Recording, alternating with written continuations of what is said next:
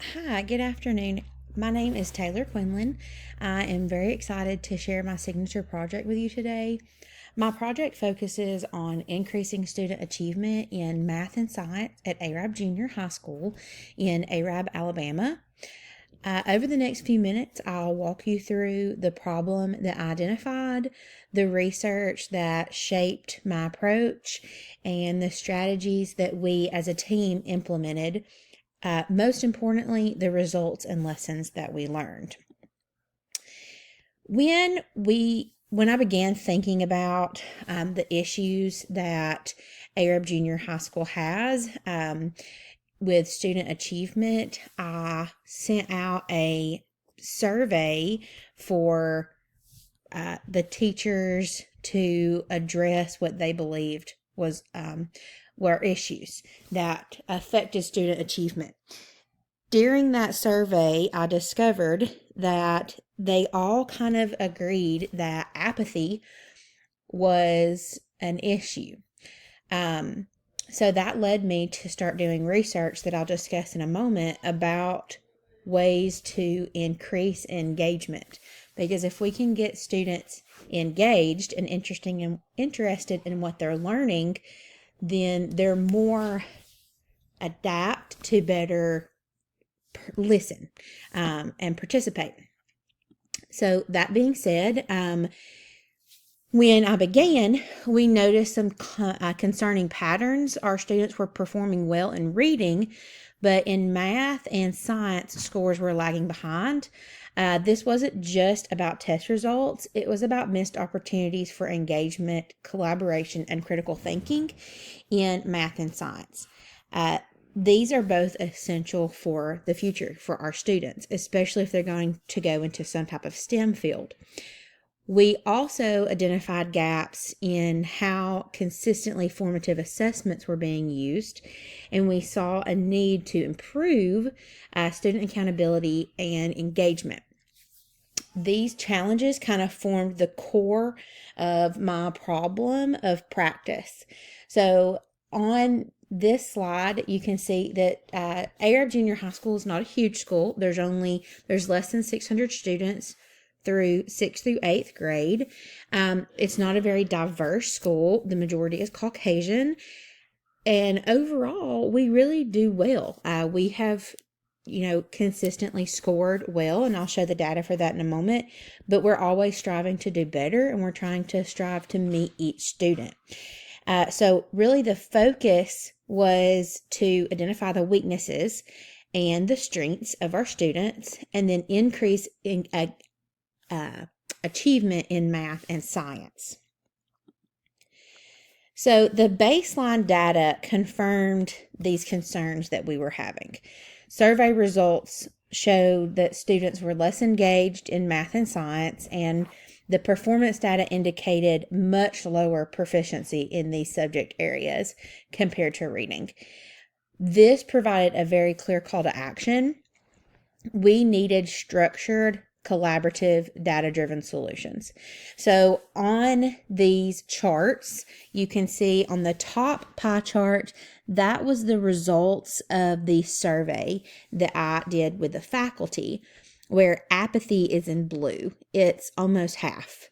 Then we can see that absenteeism, mental health, reading comprehension, time management, all of those kind of encompass the other half.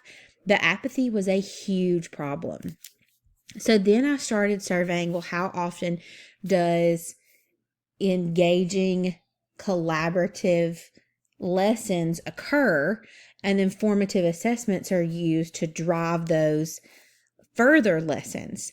And I saw that 1% or less than one time a week is in green. So that means one time a week or less, the students are getting an engaging lesson based on a formative assessment about their prior learning.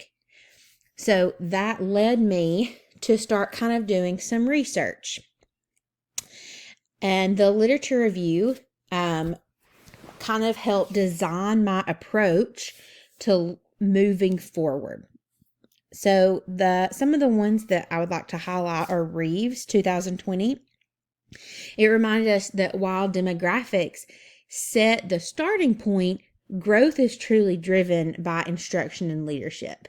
So, yes, if they have a good, firm home foundation and that demographic is strong, then they're already starting at a really great starting point.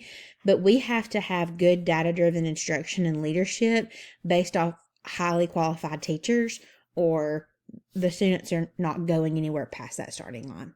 The Marzano 2003 emphasizes that high quality teaching practices are the most powerful factor in improving student outcomes. DeFore and Aker in 1998. I know it's a little bit older, but this article was fantastic. It highlights the importance of professional learning communities. So professional learning communities kind of started in the late 90s, or really they started earlier than that, but they were really amping up, I suppose, in the late 90s. And they've kind of gotten strengthened, and people have seen the benefits of them in their schools. Then the last one in Hattie 2012 showed us that feedback and collaborative teaching efficiency are among the strongest influence on student learning. So the best way to reach students is by data-driven instruction, calming assessments, where student and teacher collaboration with consistent feedback is going to influence student engagement the strongest. Well, the only way teachers and students are able to do that is if the lessons are engaging, because they're constantly in communication and they're having formative assessments. So this led me to my timeline and my action plan. With that in mind, my action plan had several core components that I shared with both the math and the science department. We did not fully implement this until this first 9 weeks. We started in actually the end of July, where we sat down and discussed it, but we kind of were talking about it very informally in meeting, because all of our classrooms are very close together, and we were discussing these ideas and meeting and having lunch, data-driven meetings, meet and eats, we call them, and we kind of started informally doing them last year. So the last kind of 9 weeks, we really started it as an informal process. But at the beginning of this school year, we started the timeline and the actual action plan. So first, we established PLCs for math and science teachers. So it was based off grade level, so it was 6th, 7th, and 8th grade, but we started meeting weekly with clear agendas. These started out just being 5-minute meetings after school. They did not last long. It was just very quick, to the point. What's the data that you've seen? What's the data that's going to continue? Then we developed common formative assessments for math and science and aligned them with our standards and pacing guides and administered those bi-weekly. We then started holding monthly data meetings. So we held one in August, and then we just held another one last week in September. And we analyzed results and started identifying gaps based off of those formative assessments. Then we started committing to instructional adjustments based on those assessments. So the assessment results started providing us the gaps that students were having in their learning. So we started discussing strategy. So those 5-10 minute meetings started lasting a little bit longer, but we knew that we were going to be meeting each week, and so we would come prepared. So the meetings were very productive. We also implemented restorative practices. So it's giving students a structured way to complete missing work and pairing with an academic support. So through our kind of informal discussions last year, the school actually implemented, it's called the AJHS missing assignment policy. And it's a full policy that we kind of developed through the informal talks that we were having based off this signature project. And it really started showing us that students were missing work and not making it up in time, and therefore we were missing that formative assessment piece and not knowing where their gaps were going to be. Finally, we really started, our administrators were great to start helping us with professional development. We met with our instructional coaches for data analysis, and they started kind of collecting different types of feedback strategies and student engagement pieces that we could start working on in our actual classrooms. And then with those, we were able to do peer observations and reflections and give each other feedback. So the action plan was very much implemented by requiring buy-in. So when I first started kind of talking to my peers or my teachers about this, the math and science teachers, they were all on board, and it was awesome. I've been in other schools where they are not always on board, but these teachers just jumped right in head first, and it was fantastic. So we really started embracing the weekly PLCs this year. Last year, it was very informal. We would meet, but we didn't meet weekly. It was not as structured as it is now. But we started shifting this year towards more responsibility and growth on us. We took that responsibility and growth and the professional development pieces that we were able to get really helped us maintain consistency and creating a culture of collaboration. So here is the implementation, kind of how it went down. You can see that the PLCs, it was in math and science. We had agendas that we discussed.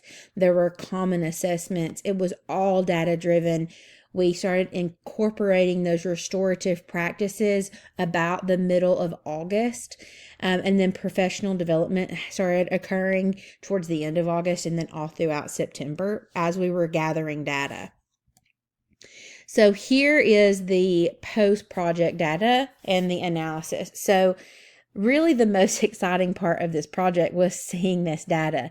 At the baseline, it was 29.6% of students were proficient in math, and that's the beginning of this school year. Then they were 22.4% proficient in science.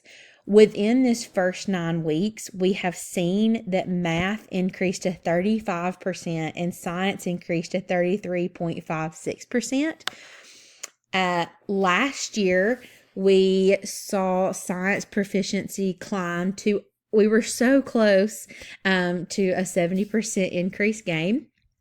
And then math continued to show steady incremental growth as well.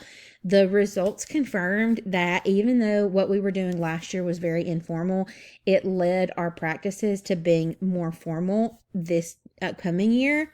And we're seeing great gains. So ways that we were able to connect to students were really just providing clear, sustainable, engaged lessons with formative assessment pieces. So some of the next steps that I'm hoping to do is to continue these PLCs. They're going great. We're still gathering data. Even though the signature project is technically over, we're still seeing amazing gains. So we're going to continue these meetings throughout this year to see if we're able to increase significantly from the prior years through ACAP data. We're hoping to expand common assessments just beyond math and science into especially social studies because they are not tested on ACAP, and then provide ongoing professional development for the teachers in all of these content areas. So in conclusion, this project began with a problem of just kind of identifying gaps that students were facing, mostly in math and science achievement. And then through consistent PLCs, common assessment, and restorative practices, we addressed those gaps and we identified collaboration and accountability. Those results seem to be providing clear improvements in the achievement and engagement pieces of both math and science.